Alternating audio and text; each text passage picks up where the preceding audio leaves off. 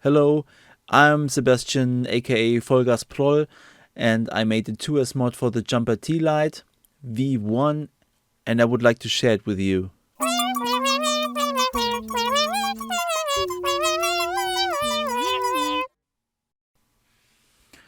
So when you come here and looking for a mod like these, I suppose you know about some power issues. Should I say issues? Topics? Power topics about the Jumper T-Lite. Things like the minimal cell voltage, the assumption that the internal charger overcharges the Lion cell, and the problem with the power output to the external module, which are all things I want to get rid of because I really like this little thing and I like to fly with it. It's fun for me. It's a nice form factor and it's no problem if it does get a little bit bigger, and it's getting bulky and it adds a little weight. Yes, that's true, I get that, but it's a prototype now, and my plans are to make it a little bit more compact in the next version, so that's why I call it V1. But it's very practical. I use it. I've flown several packs with it and it's working great till now. So really, how does it work? My idea is to completely separate the complete power management from the T-Lite in the way that I use the internal cell and a separate additional cell in the compartment in the front here, and make a 2S array of it, which I could completely switch on and off to the T-Lite. I really don't know if the board likes 2S voltage, so I use a step down regulator to make 2S to 1S or to at least 4 volt, around 4 volt, and then I can give the full 2S voltage to the module. I have a 3-position switch here in my prototype, so I could choose between switching only the T-Lite power on, and if I get the other position, I'm switching the T-Lite and the Crossfire module on. So now I have direct 2S voltage on the Crossfire module, and then the T-Lite doesn't switch on automatically. I have to switch it on, and then it's on, and it shows me 4.1 volt, where my 2S array is about 748. Let me show you the circuit. So here's what you see when you open the stock Jumper T-Lite. You have the battery compartment here, which is connected via one cable from the plus and minus to the board. So what I did is I disconnect the cable that originally is connected to the battery compartment and connected it with the output of the step down converter, which is trimmed via the potty to the voltage I want the T-Lite to have. So in my case it was around 4 volt. Here I have the display which shows me on the back of the T-Lite, in my mod case, the voltage on the 2S array. So it's parallel to the step down converter. The 3-position plug is not only 3-position, it's also 2-channel, which is my trick to have different positions for only T-Lite and T-Lite with the Crossfire module. And this works in a way like you can see here. I'm given plus on the middle pins, and I have the output to the T-Lite step down and to the display on both positions, and only one position gives voltage to the Crossfire module, the external module bay. And notice that the plus pole is not longer soldered to the plus pole down here, which is the original connection from the board. Now it goes directly to the pin of the input voltage from the module. So I completely bypass the step-up converter that is integrated in this little board here. Oh, by the way, these are all components that you can buy ready-made. You don't have to solder anything on this step-down converter or this display. You just have to connect it together. That's easy. Also with the 18650 compartment, which I bought additionally, this takes place into the case that I just printed. And as you can see here, it's connected in a simple 2S mechanism. You can reverse this if you want, it's the same. The important thing is that you have the two cells in row. So you have 2S. How I charge this? I can't charge this with the USB-C connector from the T-Lite anymore. So I have to charge it in another way. And my way is to use an MR30 connector, which is basically a XT30 in a 3 connector variation. And as you can see here, you can make with 3 pins coming out of the T-Lite, which you could see down here. The XT30 is had another purpose. Forget this. The important thing is the MR30 down here. And what you could do is you can solder yourself an adapter to get from the MR30 to XT60 or XT30 if you want, with a 2S balancing plug. And then you can charge it like you want. You have full control over your normal standard LiPo charger. So if you really want to build this 2S mod, you can have the print STLs for free. You can get them from Thingiverse. I uploaded them there, and you just have to search for my channel name, Vollgas Prol, or by the Jumper T-Lite 2S mod V1. These are the words, you can see it here. I uploaded them all. This is the main body part, where is the cell in it and the electrics. This is the kind of bottom plate, which is underneath everything. And this is a kind of a retention board which you could install inside. I can show you a picture of how to do this.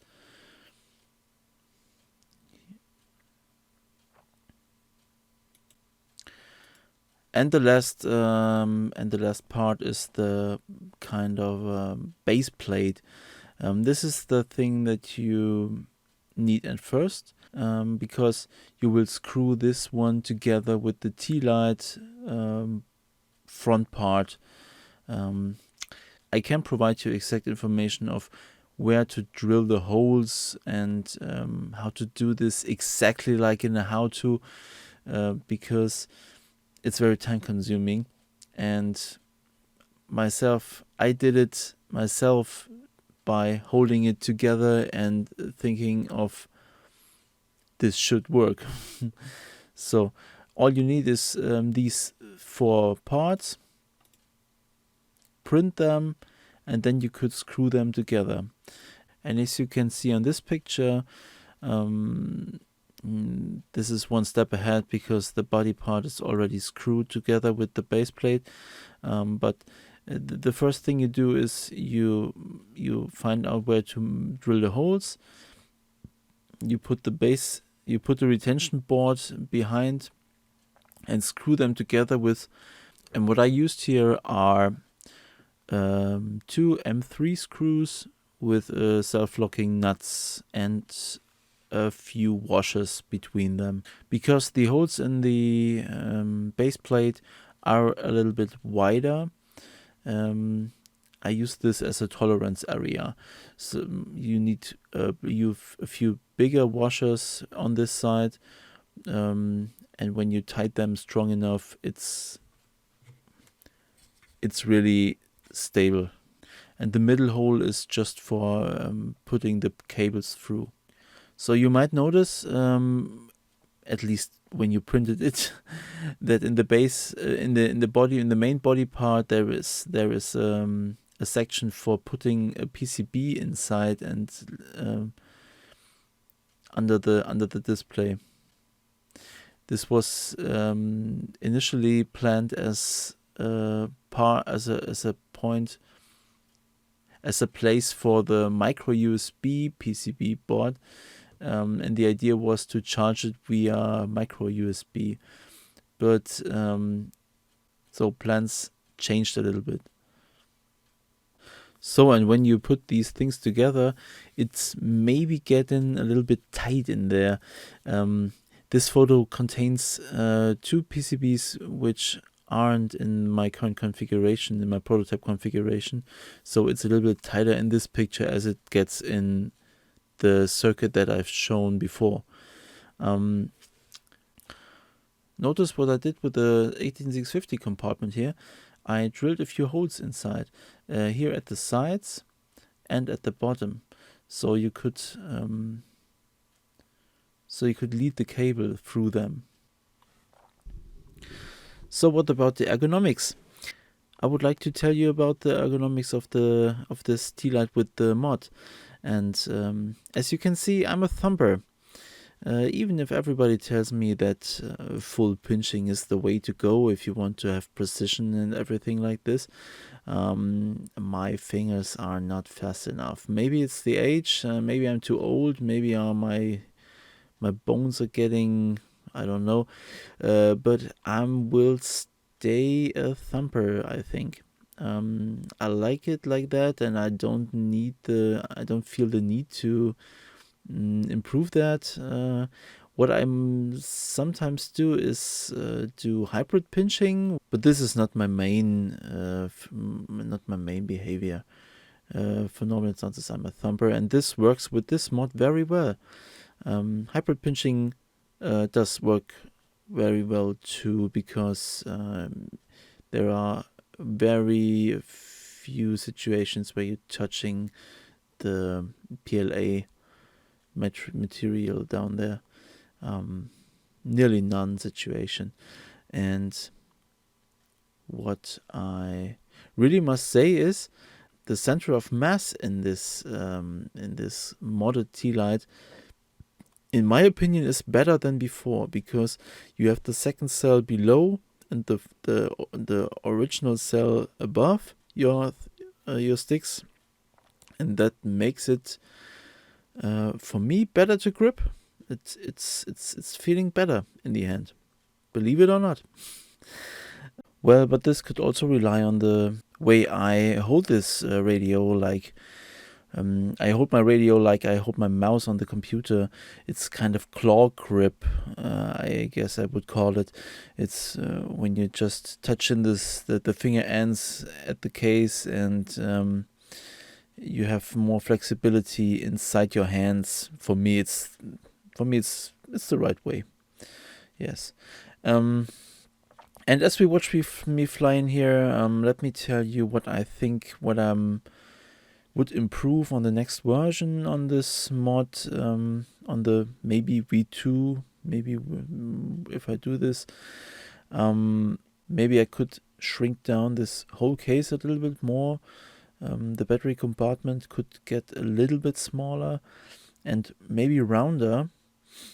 I have too much sharp edges in there, but I will keep using this as a stand, so you could place the T-Lite on the table. And also I like to work on the back of the whole thing. The idea is to integrate maybe the ingredients of the module and maybe of other modules into a new compartment which sits on the back and carries everything, so maybe this would be the way to save a little bit space on the back of the T-Lite, because this is something that is not nice for now, in my opinion. So, and one very important thing would be to integrate the transistor mod from StyleSucks. Thank you, StyleSucks. This is a nice thing, at least to make the usage more convenient. So the module will switch on and off automatically when you need it. This would be good. And one little more thing is to integrate an LED or something, maybe the whole display for the voltage at the front of the mod, so you can see it when you forgot to turn it off. This is a problem. Sometimes I'm switching the T-Lite off and the battery case is still on. Yeah, and that was the video. I don't know if I would call this how to build the mod. It's more an introduction of an idea, and I hope you enjoy it. So this might not be the best tutorial video that you could have, but this is literally the first time that I'm holding my face into the camera for a YouTube video. So sorry for the bad English too. I'm trying to do it better next time, maybe. I would like to hear from you in the comments. Please leave me something. What do you think about it? Do you think it's bullshit, or do you think I could do something better?